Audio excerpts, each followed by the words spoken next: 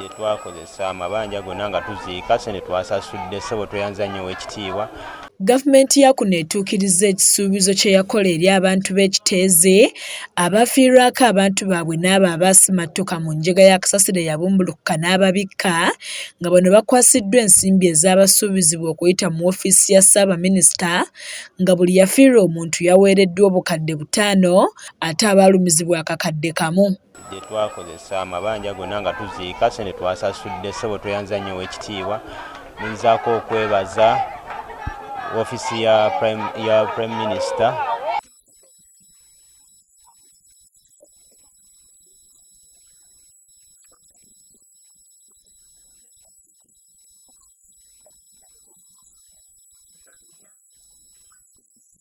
Bano lwafunye omudidi gwabwe baasazeewo okwabulira enkambi eyakubwa ab'ekitongole kya Red Cross mu kisaawe ky'essomero lya Kiteezi Church of Uganda Primary School, nga bino bikakasiddwa amyuka omwogezi w'ekitongole kya Red Cross John Wamala ng'ategeezezza nti abantu 38 be baasasuddwa.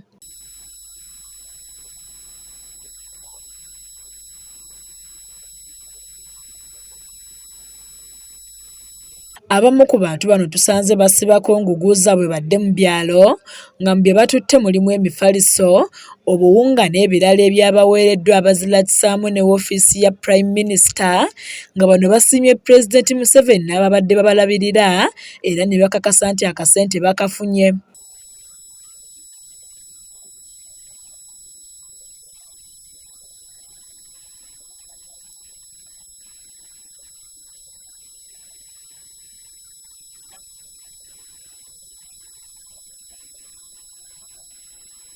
Muno mwe mubadde n'omukyala abannema gwe baagoba mu lutobazi lwa Lubijji mu bitundu by'e Nansana nga yaddukira mu kayumba ke yali azimbye Ekiteezi n'abaana be 7, kyokka nako kasasiro n'akabikka.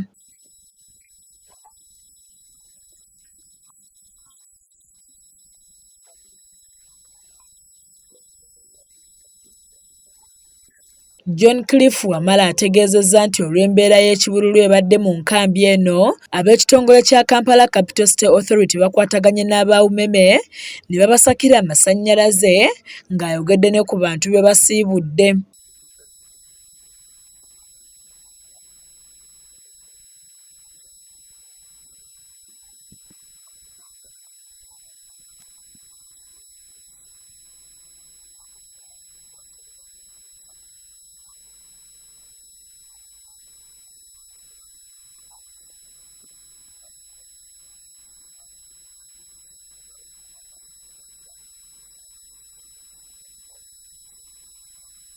Omwogezi wa poliisi mu Kampala n'emirirwano Patrick Onyango ayogedde ku ddimu ly'okunoonya emirambo egikyali wansi mu kasasiro, n'ategeeza nti mu kiseera kino obwongo babwolekeza ku kyakulwanyisa mazzi agabunye buli wamu.